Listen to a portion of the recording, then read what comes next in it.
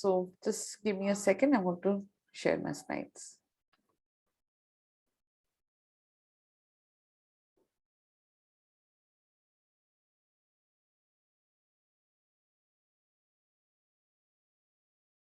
So today's work that we do together will be on introduction and competency movement. Okay, so movement is not a movement of competency, but how it all actually started and where is it coming from. So that's what we're going to look at in the competency movement. And of course, an introduction to competencies. I'm not sure how many of you are familiar with competencies, but we're going to discuss that as well today. So today we'll be focused on module 1. So in chapter 1, we are going to look at 4 major topics. First is definition of competency. Second is characteristics of competency. Third is types of competencies, and fourth are competency movements. Right at the end of each sub module, I will of course pause, and you can definitely ask questions or also clarify or share something that you think might be relevant. Okay, so on that note, I'm going to go forward. So so there is one very big difference between competency and competence. Okay, I'm not sure if you've heard of the word competence, but it's an often used word, and in most regular usage, I have often found professionals interchanging these words, competency and competence.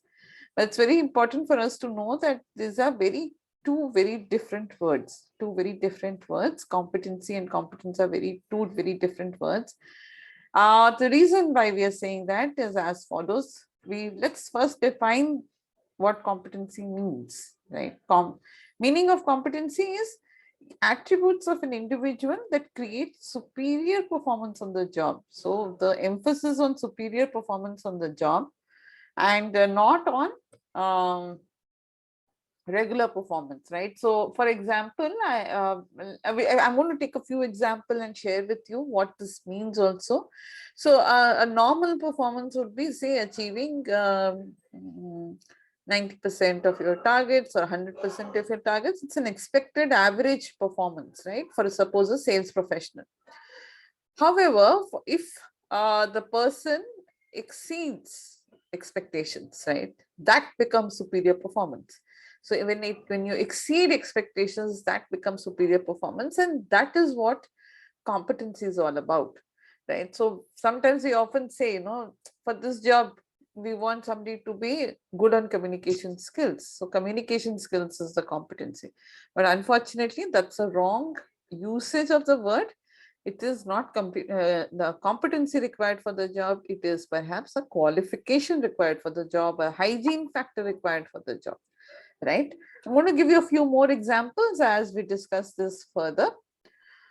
Competencies are underlying characteristics of people that indicate ways of behaving or thinking, generalizing across situations and enduring for a reasonably long period of time. This definition was given by Spencer and Spencer in 93, and I sense that this has stayed for a long period of time now. All of us can actually still use this definition. So there are 3 parts of this definition which are very important. One is, it is a way of thinking and behaving, right?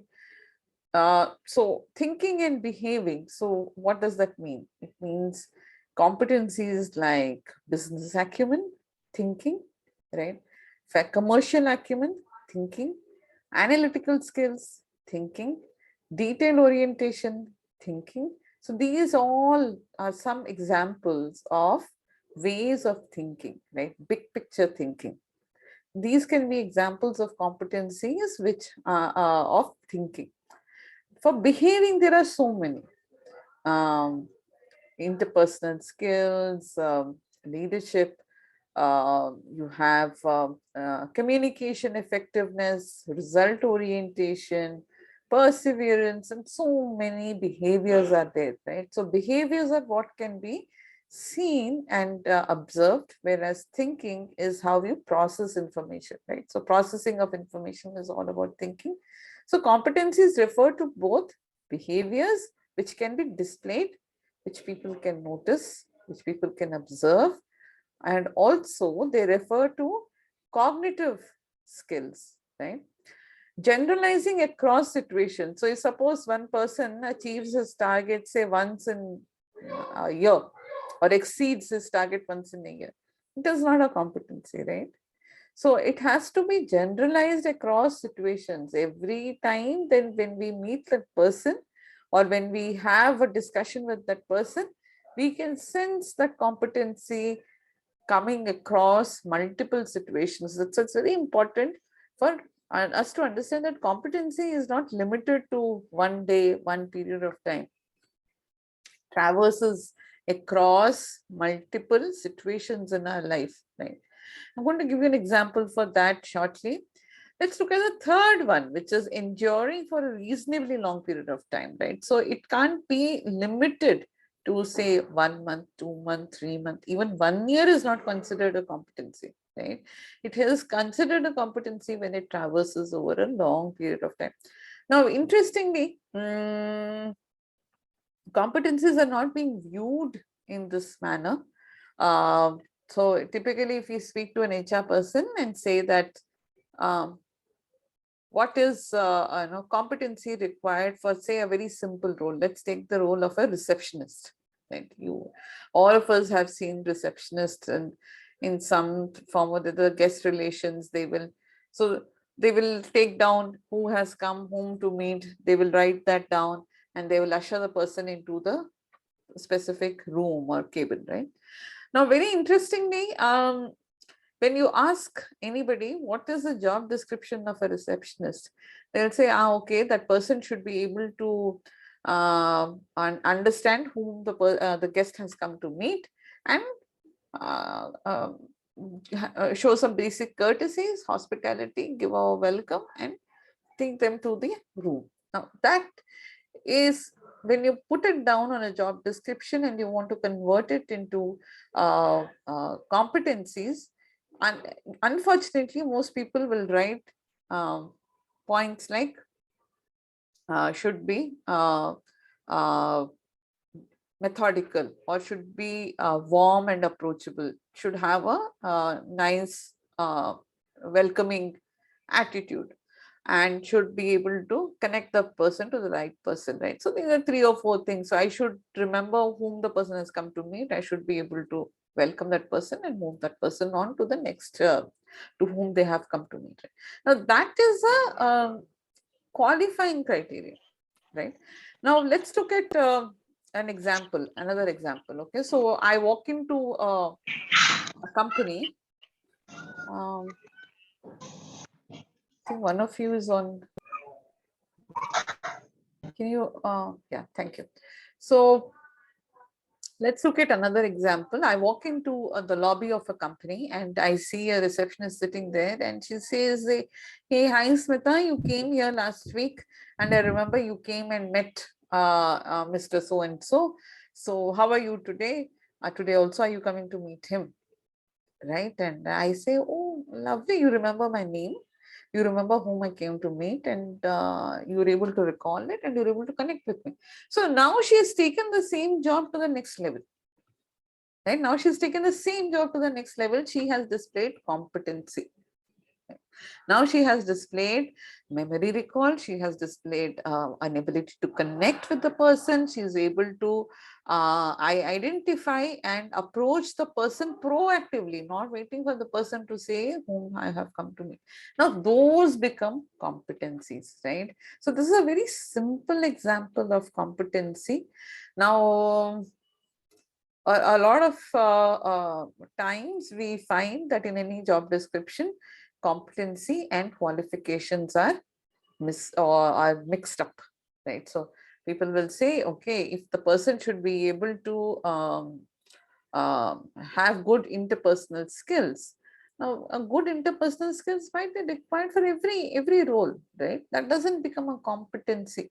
But suppose that I am a computer programmer and I'm required to collaborate with somebody else in other department or the client, right? And I have to build some bit of understanding with the client or with my other team members, which helps me in creating superior performance of the job, creating superior performance of the job, then it becomes competency.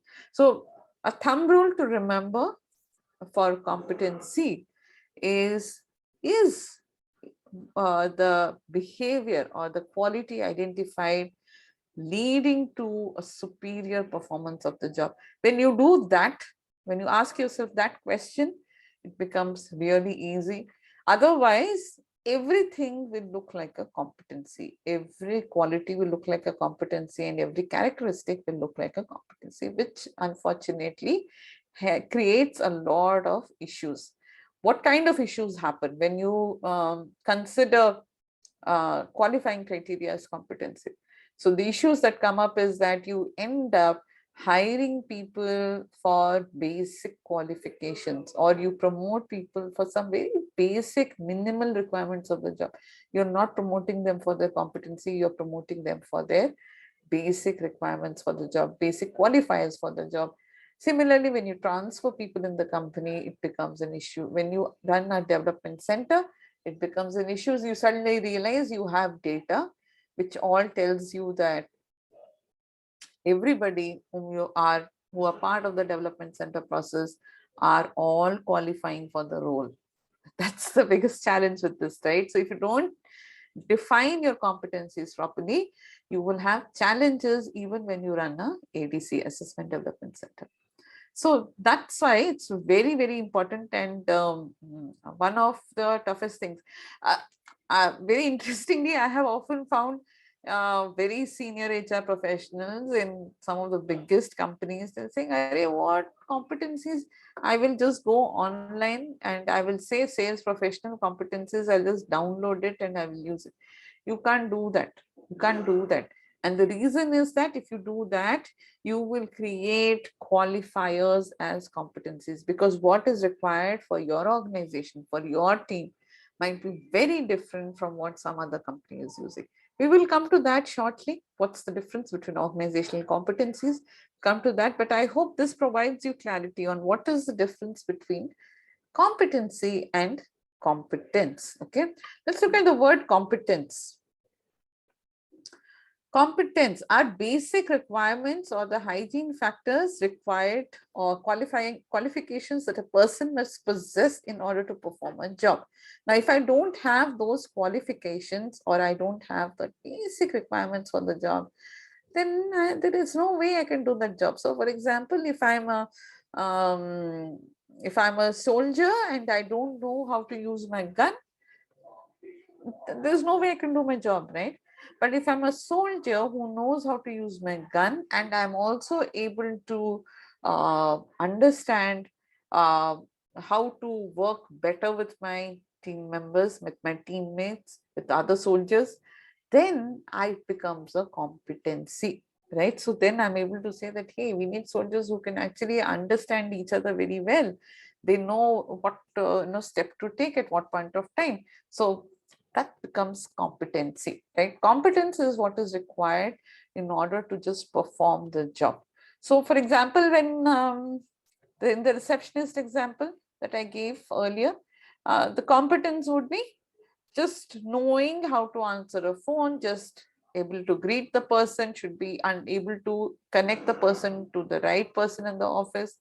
That's about it, right? There's nothing else that you need. But if it becomes a competency, then the person becomes has a very strong memory recall, proactively approaches people, builds relationships, and provides a great experience to every guest who walks into the office.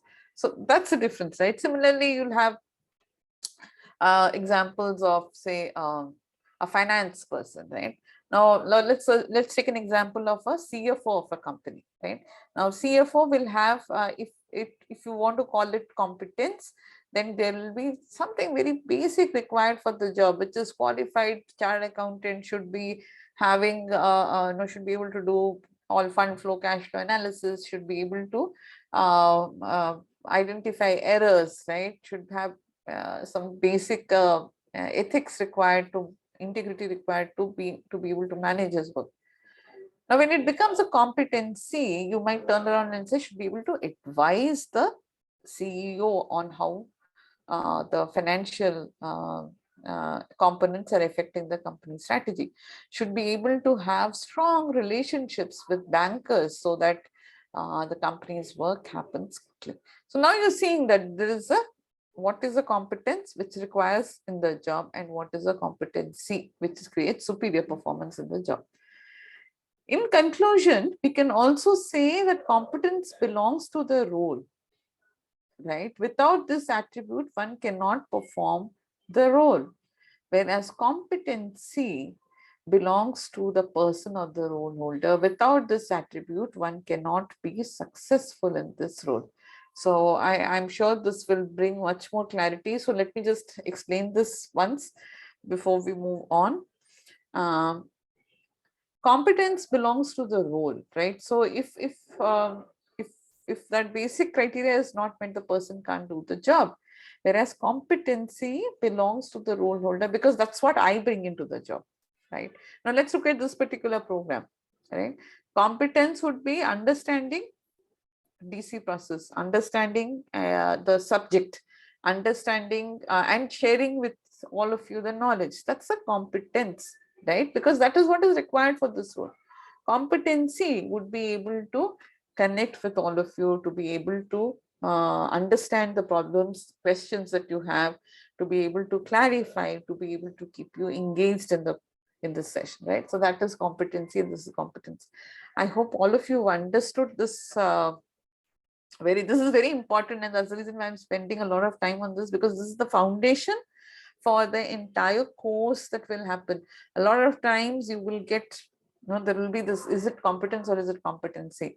So immediately, the definitions should come up, and we should be able to say that, no, this belongs to the role. Without this, person can do the job. So it is not a competency. Yes, this creates successful performance on the job. So this becomes a competency. Okay, so at this juncture, I'm going to pause for a minute and just ask if you have any questions. You can unmute and ask, or you can put it on the chat box. I'll be happy to take them on. Ma'am, just to understand basically conclude is that competency is the behavioral aspect of a person, and competence is the skills which are required to perform that role. Right, ma'am? Okay, so Neelam, I want to just add on to what you're saying. Competence can be both, competency can be both behavioral as well as technical competencies, functional competencies, leadership competencies. So it's not required that competency has to be just behavior. Right? It can have multiple avatars. What we are trying to say is competency should create successful performance on the job. It should create, in that rating scale that we have, it should always exceed expectations. Then it's a competency, otherwise it's a competence. So that's what we need to remember. How do you make sure that every behavior or every skill or every knowledge, right? So it can be knowledge, skill, as well as attitude. Attitude means behavior. That's what we're trying to equate it here for simplicity. It's called KSA, right? Knowledge, skill, and attitude.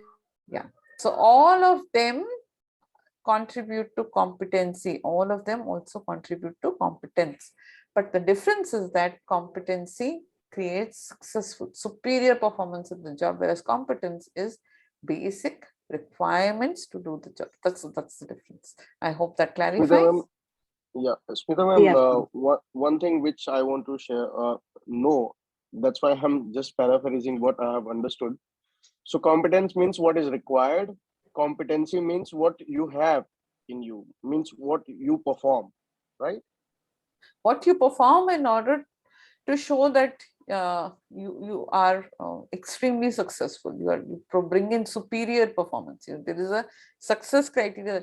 See, I can, for example, I can give you another example now so that it brings in more clarity.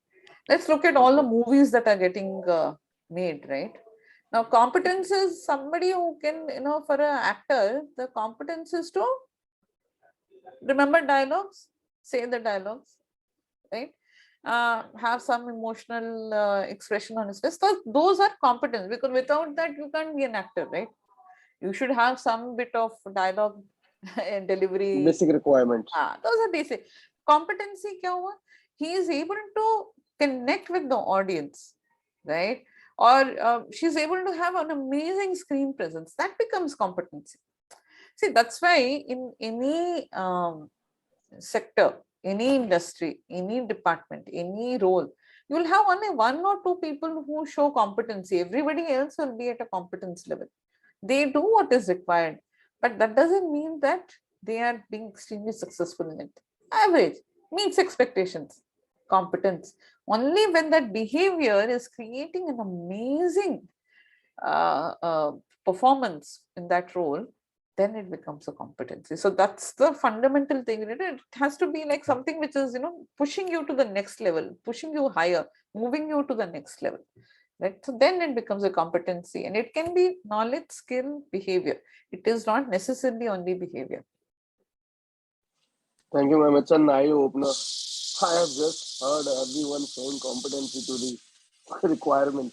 Thank you. Yeah. So this is really important. Like I said, again, I'm going to just reiterate, because this is the foundation of development center management paper that you're all taking up. Because when we ask questions with, if suppose, there is in your own role, right? Somebody comes and says, hey, you know what, this guy is really doing really well. Let's, typical example, sales executive, extremely high performance in sales. Okay. The manager comes and says, Are isko promotion nahi denge, so this guy will not move up. So let's make him the sales manager. He is showing extremely good competence for his job, which is performing sales numbers, right? Competency will be when he is actually able to get his team to start delivering, inspiring his colleagues to start doing what he is doing. Then it becomes a competency, and then you move him to a team manager. Right? So unfortunately, we don't differentiate between these two. We get caught up in the word competency, and everything that is required to be done in the job is considered a competency, and that is what creates the biggest challenge in identifying high performers, in promotions, in transfers, in hiring, everywhere. And when we keep doing that over and over again, what happens? You bring the entire organization down to an average performance, right? So nobody who is showing superior performance is getting promoted, because that is like a one-off thing. Anybody who does minimum thing is getting promoted. So entire company's benchmark is coming down, down, down, down. So those are some of the bigger consequences in organizations. And of course, we can take it to societies and communities, but that's not the point of discussion today, so I will not move into that. So this is primarily the difference between competency and competence, and I want to move forward to the next part of our discussion, which is what are the characteristics of competency. Okay, so let's look at what are the characteristics of competency. Competencies are characteristics of an individual. It is not of a group. It's not of no, you can't say the competency of this department. Competency of the department sounds a little, it doesn't work, right? Yeah. To be successful in this department, what are the competencies you need? That's a different thing. But competencies are usually linked to individuals. Okay, it is not linked to the role. Competencies must be observable, right? If I can't observe it, if I can't see it, then it is not a competency, right? So you might turn around and say, okay, how can you observe somebody's analytical skills, right? How can you observe somebody's analytical skills? Would anybody want to answer this question? How can you observe somebody's analytical skills? Well Anybody? said, when Dinesh. when he take less time in doing calculations, Well said. he can Well said. calculate. It's a competence, but he is very excel in doing it very quick is competency. Yeah, yeah, very well said. Very lovely example you've given. So, taking that example a little further, I can say that if he's able to arrive at some amazing inferences through analysis, the inferences that really, give me insight about the data, then he has excellent analytical skills, right? So, Or I'm going to look at maybe observe. if Yeah, the person is able to ask the correct questions. well said. Well said. Very well said. Yes, if suppose the person is able to ask the right questions, right, perhaps he has good analytical skills because he is asking questions that is making everybody else analyze, right? So that can be. So you can observe even cognitive skills in a for competencies. Okay, so but it has to be observable. Okay. Let's look at the next one. Competencies must lead to effective performance within an occupational area, right? It has to be within some kind of a gamut of, department or industry or an occupation. Competency embodies the capacity to transfer skills and abilities from one area to another. So, what does that mean? You should be able to. I can't say that. I remember one example. There was one person I met recently. He's a head of data analytics of one company, and he's saying that I'm excellent in. I'm very very structured thinker, right? And I get into a lot of details, and I'm excellent at that. Uh, so I said, okay. So how if I ask your wife, will she agree that you are a very structured, detailed oriented thinker? He said, no, no, no. My wife doesn't know all this. She thinks I'm very absent minded and I never get into the smaller details in the house. So that to me is not a competency. You can't be structured, systematic, all that in your job and not be able to carry it forward to your other facets of work. Then that means that it is not part of who you are. Perhaps you're doing it because the job demands it of you, or you're doing it because your colleagues require you to do it, your boss wants you to do it. So then, I mean, if you're not able to transfer it to your own life, then how do I know you will transfer it to the next job? Right? So when I move you to say a higher level, then perhaps the environment is not conducive. So will you not do that? Will you not be structured? Will you not be methodical? So that is very important for your competence. You should be able to transfer the skills, because you remember the first part of the definition that we read. It is over a long period of time. It is over long gestation. It has to happen over different multiple situations. Can't say that if I'm able to do this in one, I'll be able to do it in all. You can't say that, right? So I should be able to carry forward that competency in all aspects of life. There was one more person I had met. This is that my competency is to be very disciplined. If something has to be done, I plan it out and I make sure it happens. But घर में बात अलग है. घर में I do whatever I feel like, whenever I feel like. Then it is not a competency. It is something that you're doing only because the role requires you to do, and there is no guarantee that you will carry it forward to the next role. Right. So that's why it's important to remember this. It has to have transfer of skills and abilities. And the reason why I'm also specifying this right now is, in a development center, when you design or execute a development center, it's important to remember this, because a lot of times participants come back and say, hey, you know what, in that DC, I did, I didn't bring this in, but usually in my work, I'm actually really good at this. So then that's not your competency. You're able to do it at your work, but you're not able to do it in your DC. Then definitely it's not your competency, right? You should be able to carry it forward in everything, right? Then it becomes a competency. So very important to remember this. Competency cannot be restricted to one specific job role or situation. It can't be restricted to one specific job role or situation. I can say that day that person displayed amazing emotional intelligence while speaking to an irate customer, So his competency is in handling tough customers or difficult customers. Has he done that over multiple occasions? Has he been able to show it over a long period of time in different scenarios, not just handling difficult customers? Has he been able to handle a difficult boss? Has he been able to handle a difficult team member?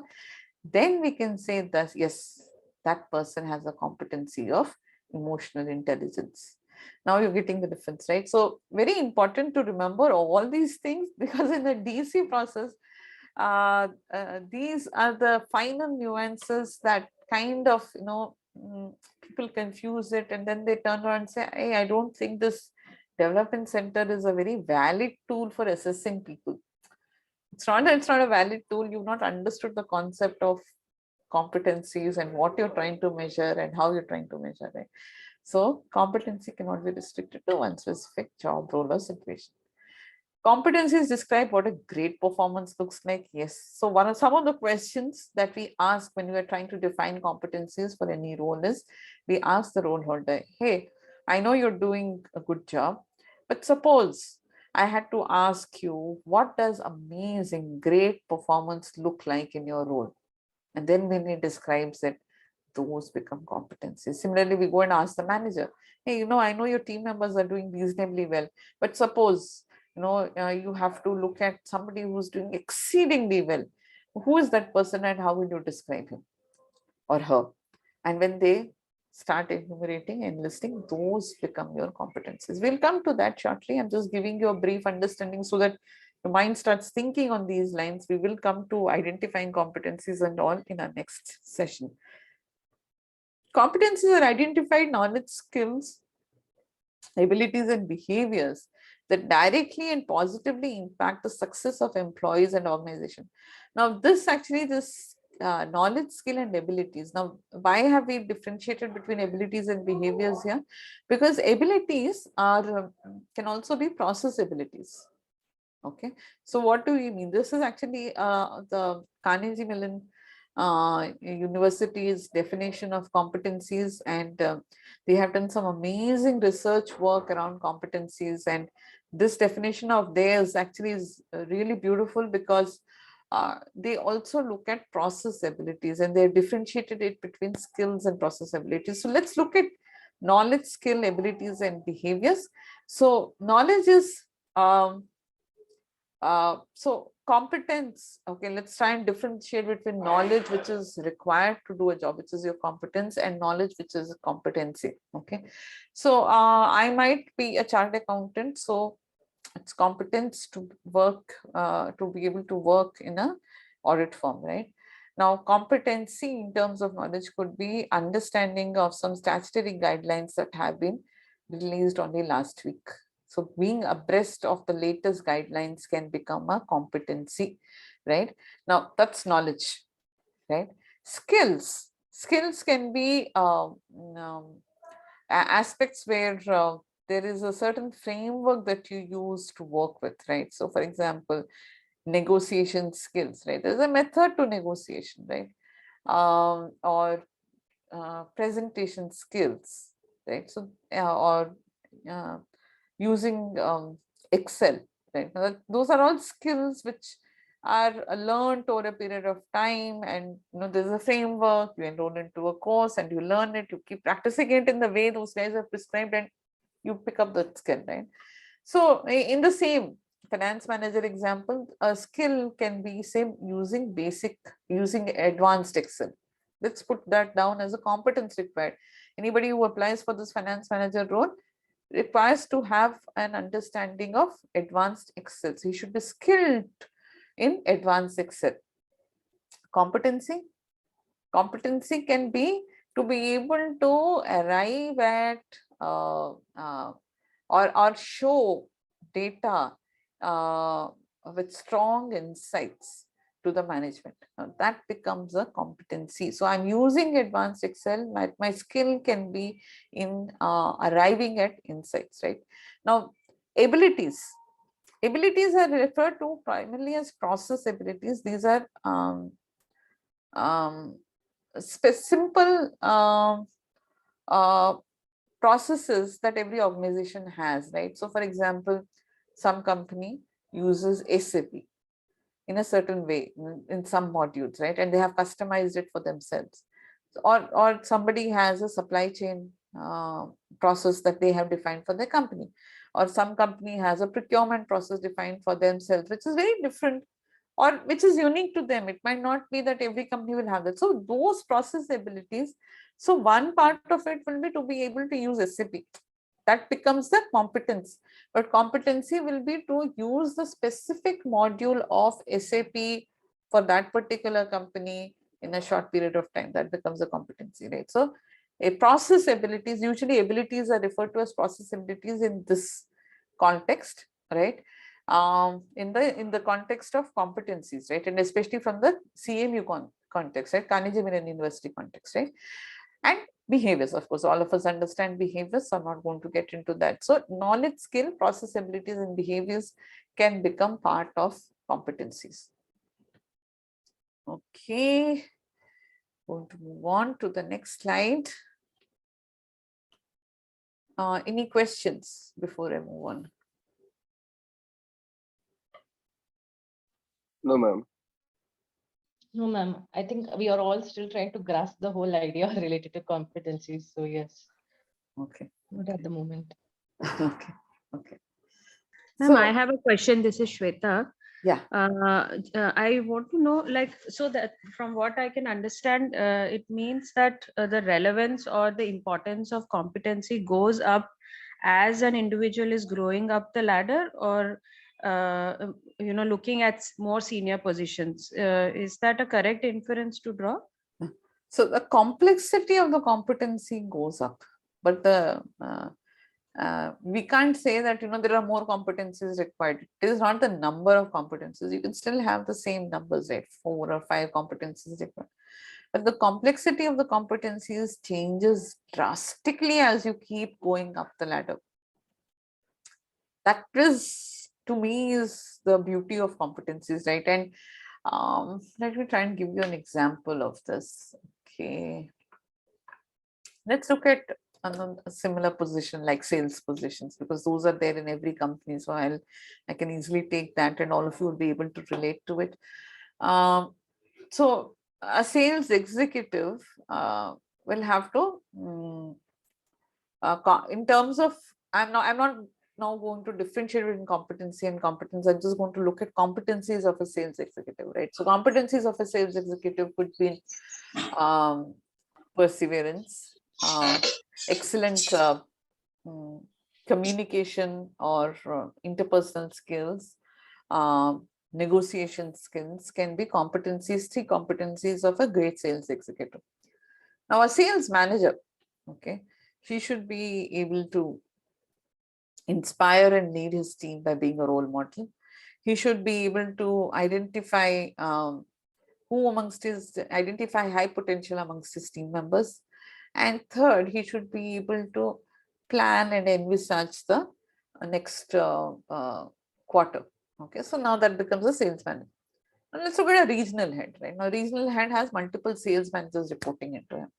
So the competencies for the regional head would be to understand and plan how every sales manager will contribute to the overall performance of the organization, to be able to strategize and come up with a go-to-market plan, and the kind of customers that they want to sell their product to. And third could be to be able to train and build capacity in his team uh, uh, to achieve his targets, right? So he should be able to train their team members, make sure that there is adequate manpower. He can't come back and say, hey, our 5 people left, I don't know what to do, right? So he should be able to do that. So a lot of proactiveness is required at a regional head level. Now see, I'm still having 3 or 4 competencies only. Number of competencies are not increasing, but the complexity of the work keeps increasing, right? So at a country head level, it will be to be able to create a business strategy for the organization for the next 2 years or 3 years, to be able to identify cost overheads, which might affect the profitability of the company.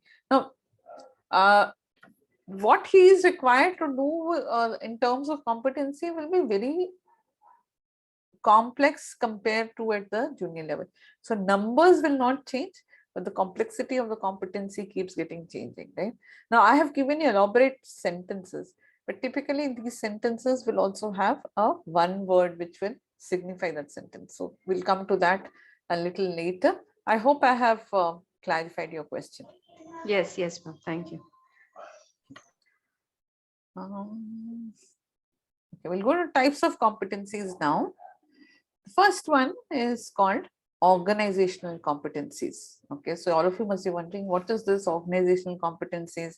Just now she said that competencies relate to individuals, and now she's saying organizational competencies. What is this, right? So let's look at this. It is those set of competencies that create success for a particular organization, right? So when I say organizational competencies, we are referring to something that creates success in that company.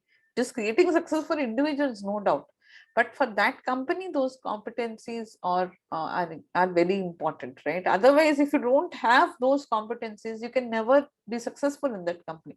You can still be there, you will still be an average performer, or you can continue holding on to your job. But if you don't display those competencies, it will be tough for you to grow in that company. Often you find, people will say, was company mein I couldn't stay, and it was somehow, I was not able to work in that organization. There's something different in that company, right? That difference are these organizational competencies, because that company values certain competencies which you might not have. So then you will never get promoted. Let's take an example. Okay, I'm not going to take names because this is a public forum, but there are two very big companies in India. One company values go-getter, drive, aggressiveness, individuality, go achieve, right? So everybody in the company is a go-getter. Nothing wrong in that. What is wrong? Nothing wrong. You can all know everybody has to achieve their targets. If you don't achieve your targets, you never get promoted, right? So target, results, achievement, success is all measured with the numbers that you get, right? Another company, again, this is a live example without naming the company, I'm saying this. Another company, it's all about teamwork, right? How much did you collaborate with other teams? Because if you want to grow, we have to align with each other. I can't take a decision for my region without keeping you informed, right? All of us have to मिलजुल के काम करेंगे तभी the company will grow. So that's the way they have decided, right? So there's nothing wrong. This company is also growing well. This company is also growing well. But imagine from company A, the result oriented company, one person goes and joins here, right? Usually I have often found, this guy will say, so everybody just keeps sitting and talking. They don't, do anything. There is no action. But if you go and look in the stock exchange, both the companies are doing extremely well. Both are profitable. Both are growing at the same rate. But this person will find inaction here. And when this person from company B goes and sits in this company A, he'll say, Arey, I don't know what is this. They don't even talk to each other. It's a, rat race. Everybody is just running. I can't survive in this company. Getting? So those are organizational competencies, right? So what is it that the organization holds as most valuable in order to be successful in that company? Very important to know this, because otherwise you will end up hiring people or promoting people who are not creating success for your company. They might be beautiful by themselves, they might be excellent performers by themselves, but they are not aligned with the company's requirements in terms of success. So I hope this brings in some clarity to organizational competencies. Every company has Ma'am, may I interrupt you here if you don't mind? Yeah, Rebecca. Ma'am, if that is the case, then are you not in a way relating it to the culture? Because doesn't that, like what you just mentioned, relate to a culture aspect more versus the? I'm still confused over here. You know. A very good question, Rebecca. I was hoping somebody will ask that. So, I mean, although this session is not about culture, but that's one of my interesting or most fascinating areas, because I work with many companies in building culture. So culture Competencies is a subset of the culture of the company. Okay, so culture is over and so culture will talk about values, culture will talk about the language, culture will talk about, you know, how I interact with each other, how do I know if, you know, if things are going well.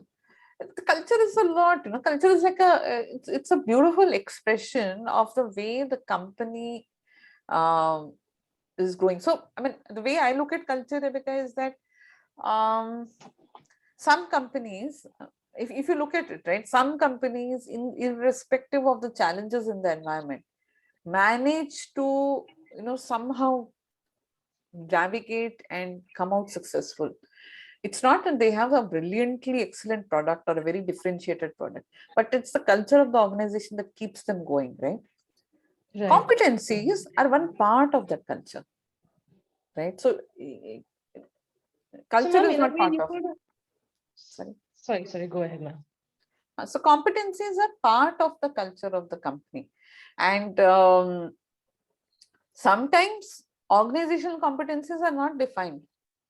So everybody assumes that this is the culture of the company. But when you go and start defining it, you realize that uh, there are a specific set of behaviors which we hold as important in order to be successful in this company, right? Now, I'm not talking about some, behaviors or values that are set on a board. Like, for example, honesty or integrity. You will go to any company, they will write there, we expect all our employees to be honest and they should be strong on integrity.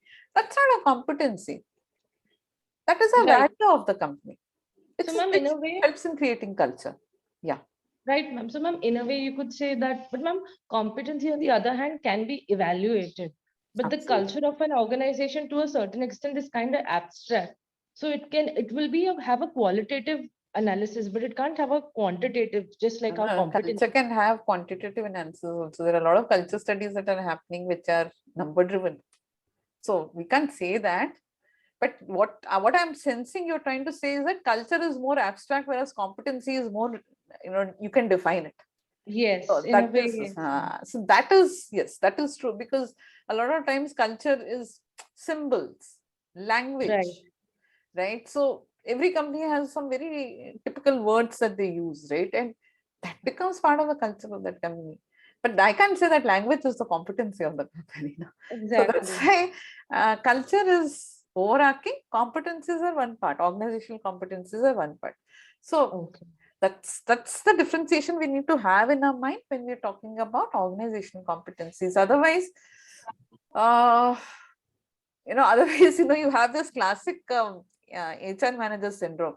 The CEO will say, "Arey, boss, let's try and do a competency evaluation of our people." HR manager will say, "How do I do competency evaluation?" Okay, go online, search, Google search. Competencies for a pharma company. 10 competencies. You put it here and you start evaluating people, and then you realize that, hey, everybody is doing well, everybody is well in that company. That's because that's the competencies of some other company, not your company, right? Right, right. So that's the reason why it's important to remember that companies in same business, same industry can have extremely different competencies. And I think one example can be, say, I mean, all of us know banking sector. You have public sector banks, you have multinational companies, right? Now, multinational companies, the organizational competency, banking is same. Or what are they doing? They are just opening savings accounts. They are just taking your money. They're giving similar interest rates, right? But Mhm. the competencies for a MNC bank will be very different. You can't take a person from a PSU bank and put them in a MNC, Right, right. right? And it's not just culture, it's the competency of the person also. Culture, yes, I can say, what, in this MNC, you have to, dress like this, you have to talk like this, I'll groom you, I'll take you to a place and I will make sure that, you go through a finishing school and you do this. Then also when he goes there, he will not be able to, it'll take a long time for them to Adapt bring to it that culture. to, as a Mhm. competency. So, Mhm. very important to differentiate organizational competencies. Okay. Thank you, ma'am. Okay. Ma'am, I have one question. Yeah. Ma'am, I have one question. Ma'am, you said that a person is very, efficient in displaying all the competencies in his day-to-day life. But he is not contributing to the organizational competencies, right? Success. So how to differentiate? Because what I understand is your day-to-day success for a salesperson, let's say for an example, bringing in sales on a daily basis and achieving their targets, even exceeding it, is somehow contributing to the organizational success, right? So how to differentiate that he will be able to, so that he can get a promotion, or uh, I hope I'm clear enough in my question. I'm not able to understand. So, I mean, if he is exceeding his targets every month for say 1 year or 2 years, then he will be an excellent sales executive. So I'm not able to differentiate. What do you mean by organizational Right. success? So, ma'am, you mentioned that the person who is displaying an exceptional, mm, okay, let me frame it in how it came in my mind. That person है वो अपना सारा target achieve कर रहा है, he's able to deliver, right? But whether he is right to be promoted into a managerial role, ठीक है ना? That depends on certain qualities, and that okay. So here in organizational competencies, you said that success for a particular organization and success for an individual in that organization. Okay, so to get that promotion, to get how shall I say, how to make. Okay, ma'am, let me form my question in a better way, then I will ask. So I think Neelam wants to ask how does an individual competency merge or become part of the organizational competency? Yes. Yeah, it's like a drop in the ocean, right? Correct, correct, yeah. Invariably, that is what. So you will realize in some companies, sales guys are doing extremely well, but people who get promoted are the operations guys. Why? Because the company believes that it's important to have strong risk management processes. There should be amazing people at the top who can make sure that there is a governance around it. So anybody who takes the sales guys are taking a lot of risk and bringing in sales. They are the ones who are taking the company higher. But the organization focus is on, say, governance, processes, structures, methods. So individually, I might be achieving a lot, but suppose I am not in line with the processes defined by the company, then I will hit a barrier. I will not be able to go beyond that into the company. So, ma'am, all these organizational competencies, that will get broken down to individual at some point of time. Yeah. Okay. Others who are not having a conversation with us and talking to somebody else, can you please go on mute? Because I'm not able to hear everybody. Tanu, can you mute yourself, please? Tanu? Yeah. Tell me, Jyoti. Yeah, so I'm saying that organizational competencies which are required, at a high level. So those competencies will boil down and break down to the management and to an individual to a certain point. Otherwise, organizational, how will they achieve it? Right. You said it. You said it very well. Right. Yeah. Yeah. And again, and I'm sure we'll cover it in later slides or later modules. So how do we actually measure that how much we have achieved it? Yeah. So that is what this entire syllabus is on. So your competency is very, very interesting. I really like this topic. That's the reason I chose Development Center. We'll come to that. We'll yes. come to that. How I'm to sure, measure it, okay. how to define it. Ma'am, I have a question here. Yeah, go ahead. And I want to ask my question with an example. If I'm understanding the right, because I have to check on that I'm understanding the right concept of organizational competencies. The organizational competencies, we can say if one organization is getting competitive advantage in the market on regular basis throughout 2 years, 3 years, right? So it's showing in the numbers or any way that this organization is getting that competencies, or they are actually performing those competencies. But if an organization is keep on getting only a success in numbers of getting profitability, so that's also organizational competencies, or can be said as competencies, or it is only a growth of the organization, or growth is also been involved in competencies. What do you mean by that? I didn't understand your question My actually. question is in simple way, competencies are related to the competitive advantage as well, not only a profit, or it includes profit and growth and competitive advantage, all of them. So I would say that organizational competencies refer to any behavior or any knowledge, skill, ability, behavior that create success for the company. And see, success for one company will be very different from success for the company. One company will say, you know what, if I have 20% profit, I'm successful. Now, if I maintain that profit margin, I'm successful. Some company will say, no, profit bhale kam ho, I need to have the biggest market share. For me, that is success. So that is up to them, right? But what behaviors create success in that company is what organization competence is all about. And when they But ma'am, come in to that case, Smita ma'am, in that case, anything will be called as organizational competency, because if we could call it as a success, if suppose my Mm, customers are liking my product and they are giving 5-star rating to me mm, every month, every year, mm. so that will be counted as organizational competencies. That is not a competency, no?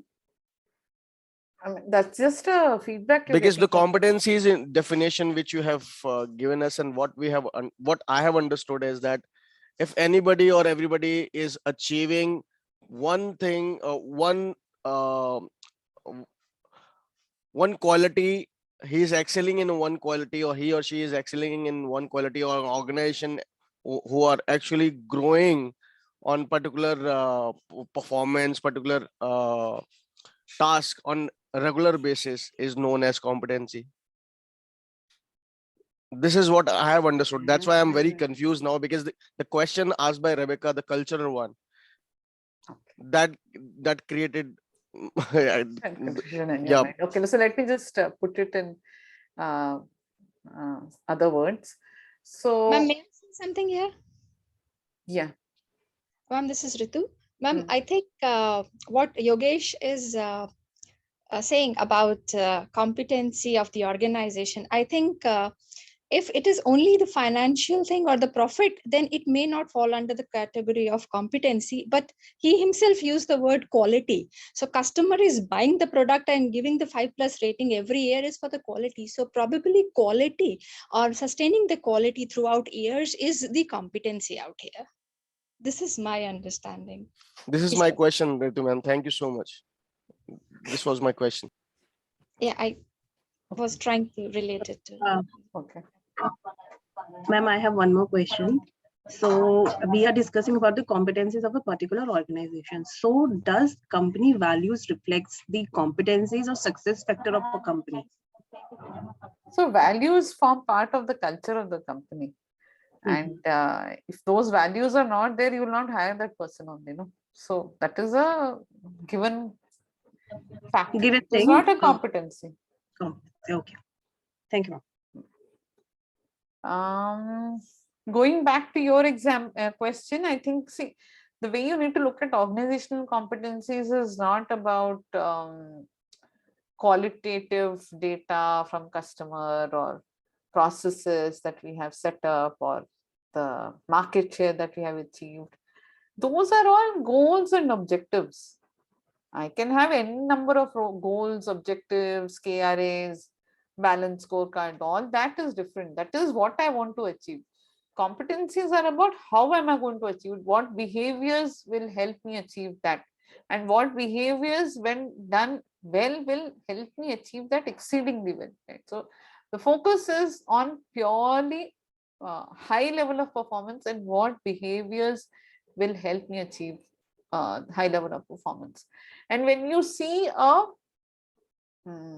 a pattern in the company, right? So you say that, okay, whether I go to finance, whether I go to customer service, whether I go to plant, when I go to production, whether I go to quality, whether I go to design, whether I go to sales, all of them have this one behavior which is common, which is creating success for them.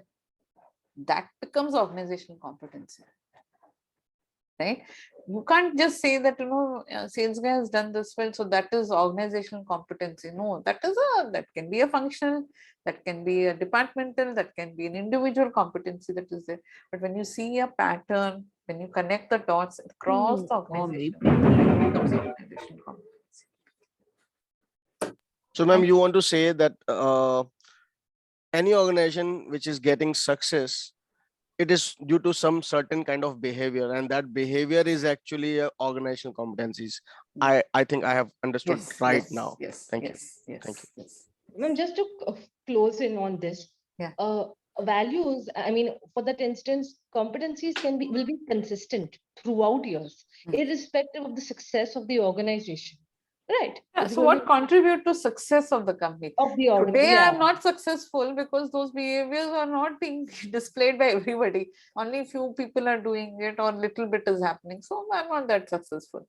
But over a period of time, when I see success, and success to me will be very different from success to you. Yes. My company success is different from your company. You can't say that, everybody is going to be measured the same. So that's why you don't, you don't have a common scorecard for every company. Right. Got it. Okay. So this is what we were discussing. Organization competencies reflects the values and beliefs of the organization and what they consider as success. We'll move on to the next type of competency, which is functional competency. So, and I really hope this doesn't create further confusion in your mind. But functional competencies are also very important to know and understand. These are called technical competencies, right? And so I had this wonderful opportunity of working on functional competencies for many big organizations in India. And so we have to differentiate between functional and organizational competencies, primarily because some companies value a certain expertise within the company, right? So they create deep expertise. So, for example, I'm not sure if you've heard of this, but there are a couple of companies where there is a managerial career path, right? So I go from an individual contributor to a manager of people, to a manager of teams, to manager of departments, and so on, right? So I move from, so I keep managing more and more, and that is growth for me. Whereas in some companies, I specialize in one particular subject. I become advanced in that subject. I become an expert in that subject. I become a thought leader in that subject, and I'm considered as as somebody in the industry, as an SME in that subject, a domain expert in that subject. That is a technical career path. For those companies, it's important to have this functional competencies. I hope that's clear, because it's not that, every role, if you want, you can put it for every role. But if you're not going to be able to map it across levels in the company, functional competencies will get kind of saturated at one level, right? Even in these companies, functional competencies come and saturate at one level. You will not have functional competencies in most of the organizations for leadership roles, because it is assumed that they will be doing exceedingly well on functional or technical competencies. That's the only reason it's not there.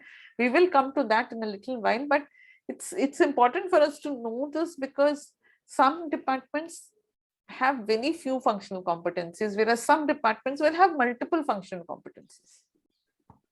Okay, so for example, an IT department or a finance department will have multiple functional competencies. The sales department will have very few, right? So technically, what is required in order to do exceedingly well in that job, those are called functional competencies. Okay, I can see Yogesh has raised his hand. Yeah, yes, Yogesh, go ahead. I'm sorry, I'm going to the one point back, which is again the organizational competency. It reflects the values and beliefs in the organization and what they consider as success. Hmm. So it reflects the values and beliefs. So value and beliefs is in the context of behavior, right? Hmm. So, yeah. So what's the Okay. question? That's the confirmation which I require, ma'am. Okay. Like, because it will not confuse me. Yep. Okay. Yeah. Thank you. Yeah. Yeah. Uh-uh. So again, here we have put in functional competencies, saying that these are not qualifying skills, rather the skills needed to elicit exceptional performance in that function, right? So somebody in the treasury department, if he is able to do a uh, work on the company's portfolio of funds and cash, it will become expertise or a functional competency only when, suppose he brings in additional revenue for the organization and does some excellent work, right? So I'm taking the example of treasury because a lot of times functional competencies are uh, defined for, because I can't promote head of treasury. I mean, very few companies, let me not say I can't, very few companies will promote a head of treasury to, CEO. Very few companies, right? Unless, the treasury is playing a very critical role in the company. So then I have to, how do I offer a career path for this person? How do I make sure this person is bringing in additional value year on year, year on year? I have to do that. So for that, we will look at functional competencies. Okay, so very important again to remember the difference between functional competencies and other competencies, because these belong to a specific department. You can't say, no, I will transpose this competencies to that department. You can't do that, obviously, right? So I hope this is clear. Next one, behavioral competencies.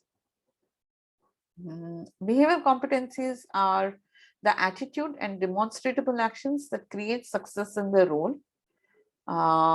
They help in determining success in future roles also. Okay, so let me spend some time on behavioral competencies, because this is one of the key aspects of development center and assessment centers that we will be discussing. Um, Behavioral competencies, like we had discussed earlier, should relate to specific behaviors which are demonstrable, right? Which can be seen, which can be observed, right? Then it becomes a behavioral competency, right? So when we are designing and executing an ADC, the one of the things that we will remember at that time is that, is the activity helping me draw out the behavior into the open? Right? If I'm just going to keep thinking about it, then it is not a behavioral competency. But if I can show you that I'm thinking, then it's a behavioral competency, right? And it can be useful for us to understand that when most of the time when we're doing ABCs, the fact that they have participants have come to the development center means that they are already doing exceptionally well in their job. So when we're evaluating them, most of the times we're evaluating them for the next level, right? Okay. Leadership competencies. Now, these are niche set of competencies applicable for leadership roles, can be used to identify the potential leaders in the organization and develop them for the future, right? Should be identified based on organization's goals, strategies, values, and business environment. Sorry. Typically, leadership competencies start only at a mid to senior level in the company. So everybody is not working on leadership competencies, right? It starts only from a mid to senior level. Behavioral competencies typically start from junior to mid level. That's the way we differentiate between behavioral and leadership competencies. So junior to mid level, I will kind of saturate behavioral competencies, and then I will flip it around and say, now we are moving into the realm of leadership competencies. The reason we bring a difference to this is, um, sometimes in a lot of organizations, there is a separate assessment development center for leadership competencies and a separate one for behavioral competencies. But in many organizations I have seen, they have clubbed it all together. They have brought it all together. But in that case, the number of competencies becomes so many, right? So they will have some 15, 16 competencies. It becomes too much for anybody to work towards those. So to bring in focus for an individual, saying that, okay, if I have to grow to my next level, what competencies must I display? If I want clarity on that, it's better to give them a nice snapshot saying that 5 or 6 competencies is all that you need to display. Okay. Now, if I have to go to the leadership level, then these are the 5 or 6 competencies. Right? And if you club it all together, sometimes it becomes too much. And sometimes some companies, what they also do is within behavioral competencies, they bifurcate. They'll say up to mid-level, these are the behaviors for this competency. From mid to senior level, these are the behaviors for this competency, which is also fine, but as long as it brings in clarity to everybody in the organization, saying that if I have to move to the next level, what competencies I must display. We will work on this in our next session, not next session, I think next to next session. One of the sessions we're going to look at scaling competencies across levels, right? So at that time, you'll get a very good understanding of how this is done. Okay, I can see some questions on the chat.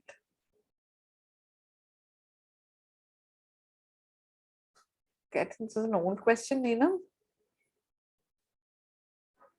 Okay, anybody has any other questions on behavioral and leadership competencies? Ma'am, this is Sadhna here. I just wanted to confirm, like for a procurement department, negotiation skills would be a behavioral competencies, and able to handle maybe SAP would be the functional competencies. Am I correct? Yes, yes, yes. Okay. Thank you, ma'am. Well said, well said.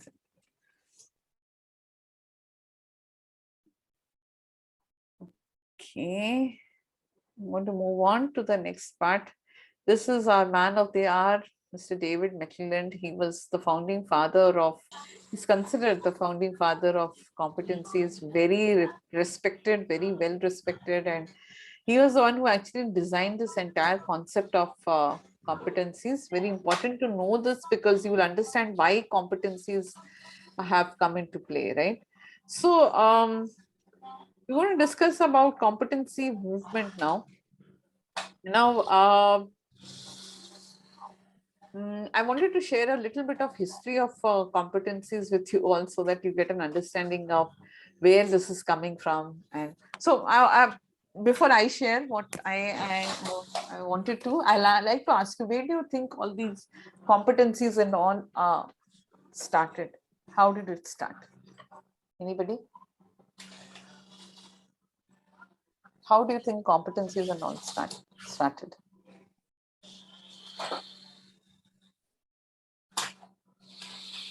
When do you think it started? How do you think it all started? Defining competencies and all that. Okay. When it was noticed that people are not hired for which skills are required, or skills which are required, people are not as per that. Yeah.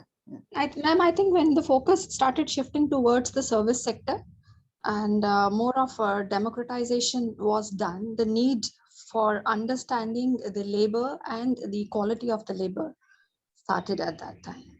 Because a lot of researches were done after, or say around the Second World War. Well said, well said. So the need for competencies and psychometric assessments and assessing people started during the World War times, Second World War times. And if you all remember, right, that was a time when the Industrial Revolution was happening.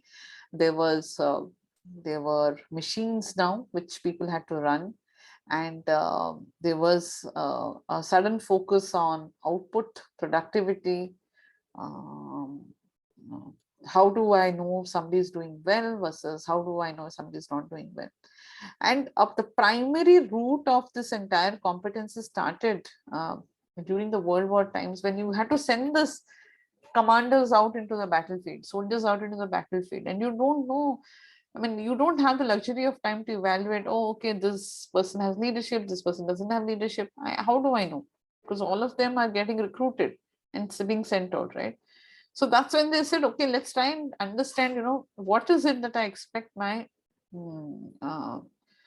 commander to do, my captain to do, right? So my chief admiral to do. What is it? What are the behaviors that I'm expecting from them? And then when I'm hiring people, let me see if I can spot those behaviors and put them in that. Right. So I don't waste time. I don't have time, luxury of time to assess. In fact, till date, Indian Army Services Selection Board is the biggest user of assessment development centers apart from the US Army. Right. The US Army also uses it, and the Indian Army is the second big, must be the biggest, if not the second biggest after US. They are the ones who are actually using this entire concept of assessment development centers beautifully from such a long time, right? And they have actually created certain methods of uh, assessment development centers based on competencies which help in pinpointing exactly what they need from that individual in order to be successful in that role, right? Because I can't have somebody saying that, "Arey, आज तो मैं leadership के mood में हूँ, कल नहीं था." You can't have that, right? Because you don't know when the war will start. So you need people who can show leadership at every point of time, right? So that was all just a joke. So please don't take me seriously on that. So, but it's important for us to know that uh, people who are using these competencies, people who are using assessment development centers are using it for very serious, very important reasons, right? So it's a very strong, validated method of identifying what is required for success and how can I measure it, right? So David McClelland started off this entire thing in the 1940s, and he actually created one concept, which later, of course, now you have Daniel Goleman and the others, speaking about that in different other ways. But he was the one who started off by saying that traditional IQ scores are not a great predictor of success in work or life. Right. So traditional IQ scores are not a great predictor of success of work or in life. We have to look at other ways, and McClelland worked with the US State Department and developed competencies for each position based on behavioral interviews with superior performing officers and underpinned each competency with behavioral indicators. So he was the one who created the first compilation of competencies for US Army.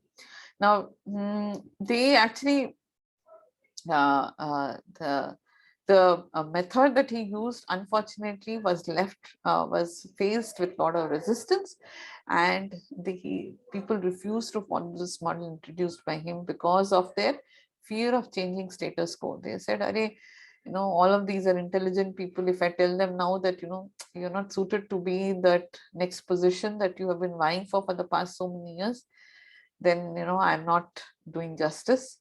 So we will not accept this," is what they said. And it took them a long time to get into the competency model. And in fact, that is one of the reasons now when we introduce competencies into any new company, that's one of the biggest areas of resistance that we face, where they say that, "I don't know what will happen to people who are doing well. What if they leave and go?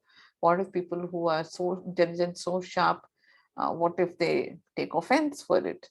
What if we realize that, the kind of people that we need, we actually don't have. We've been hiring all the wrong people."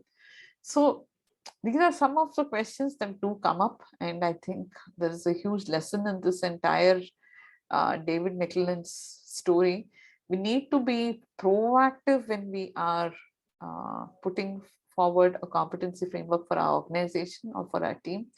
We need to identify what could be different causes of resistance and make sure that we kind of bring in a change management process there so that people understand why competencies are important. How will that help them in growing as individuals in their life, professionals in their careers, and the organization, right?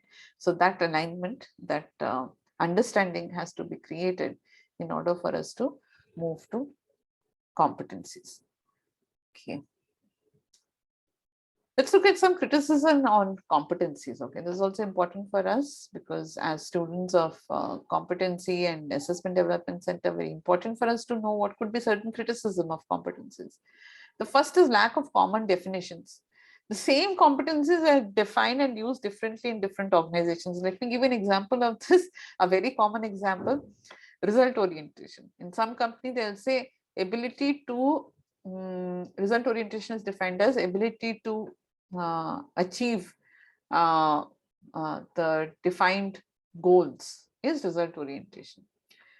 In other company, they will say ability to set and achieve goals, right? In some other company will say ability to come back with multiple solutions in order for team to achieve goals. Nothing wrong with each of them, right? Each one is correct. You can't say this is right or this is wrong. But for that company, setting goals is as important as achieving. For this company, it is just about falling in line and just achieving what is set.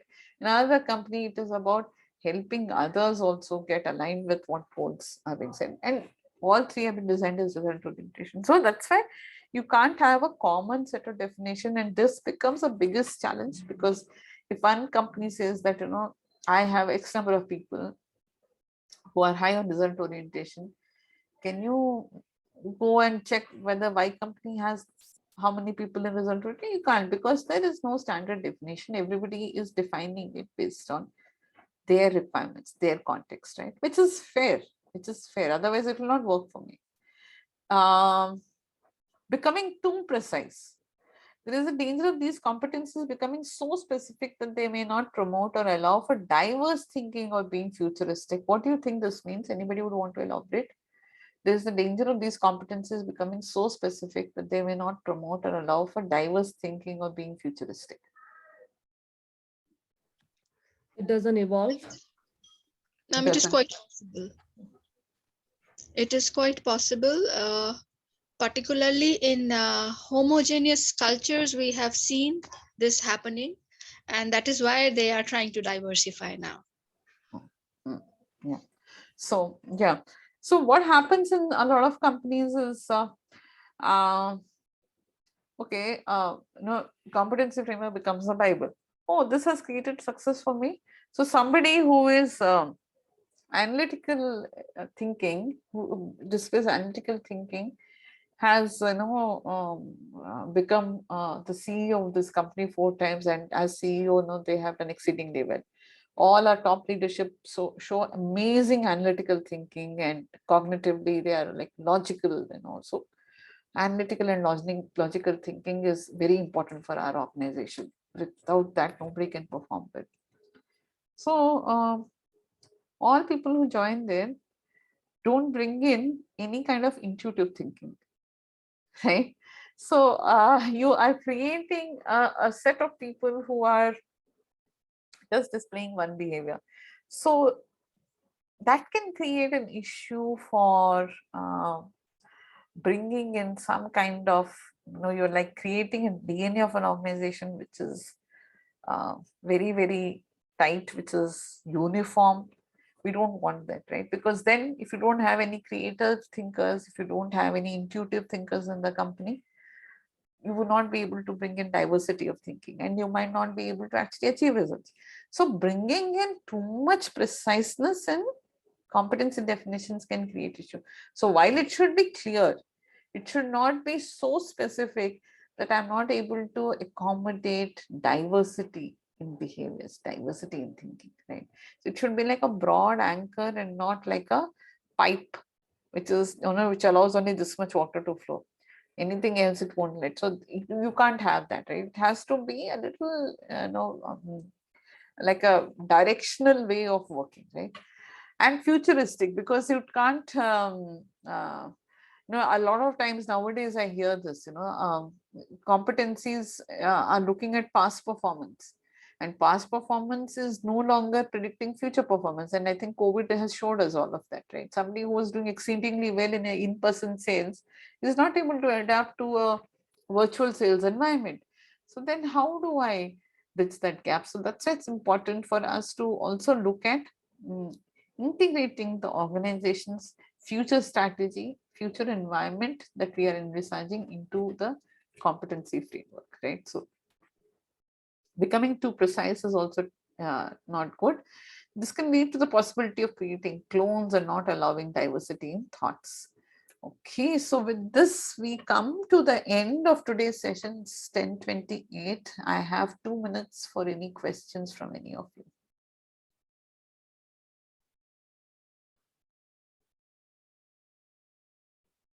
Any questions? No, ma'am, thank you. Ma'am, if you go back in your slides, I have one question. Yogesh is stuck.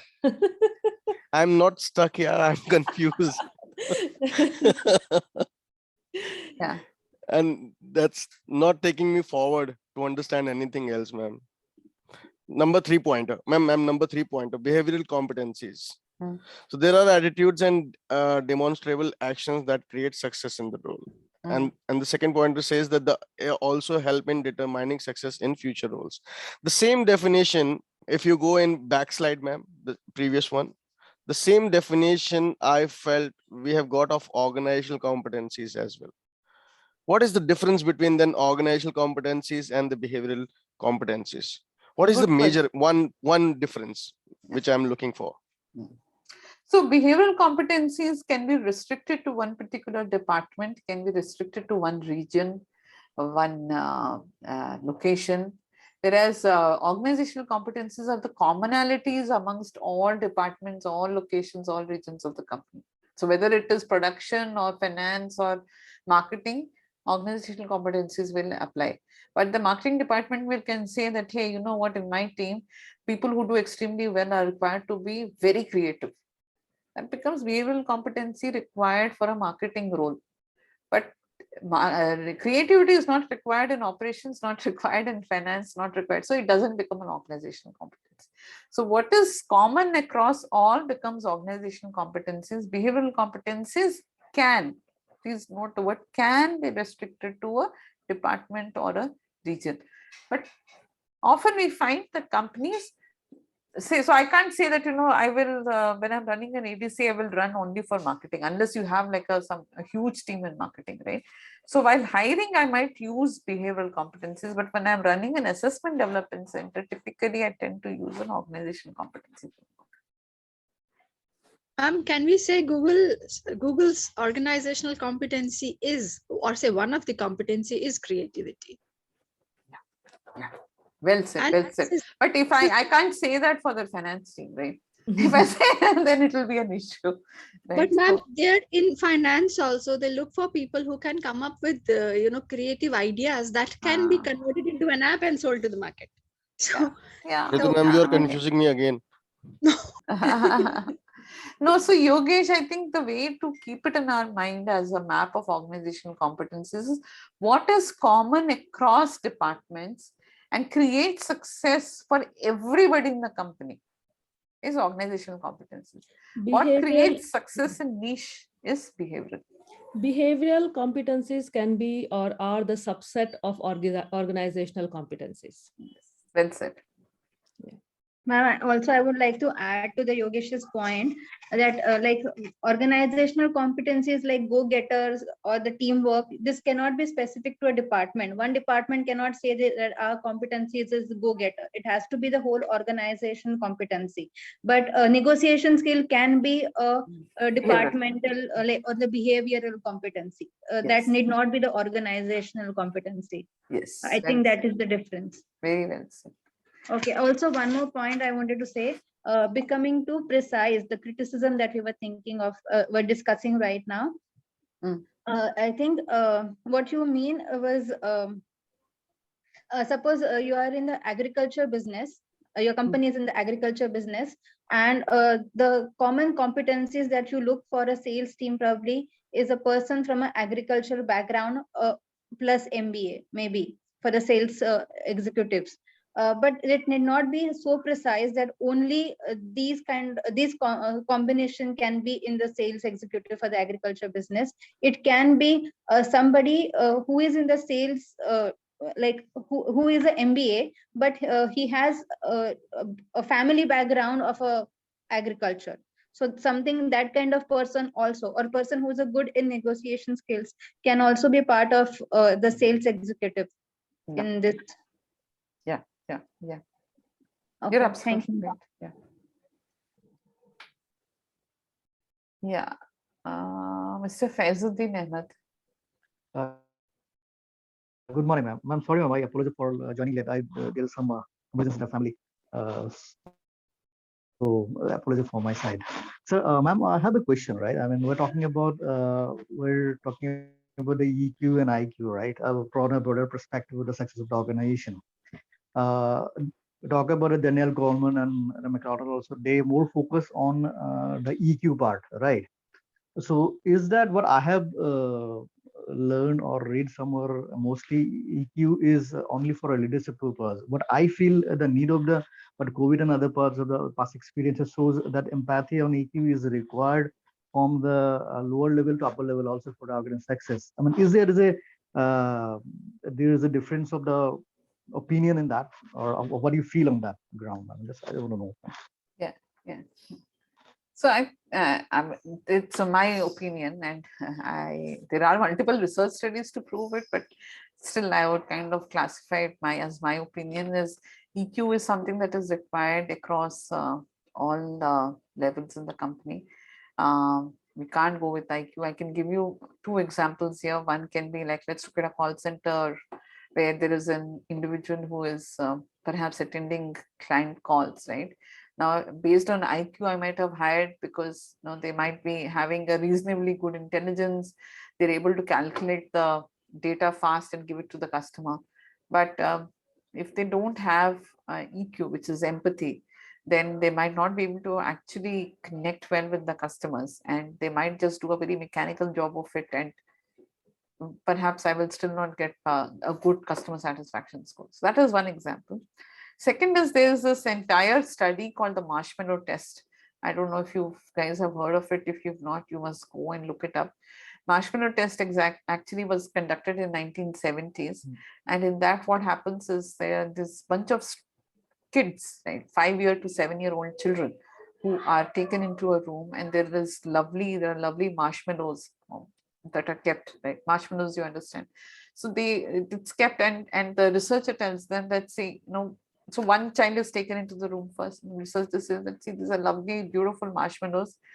I'm going out for some work. I will come back, and in I don't know how much time. If you feel like you can eat it, and suppose you don't eat, right? When I come back, I'll give you 2, right? If you eat, you can eat 1, but if I come back and see you've not eaten, you will get 2, right? And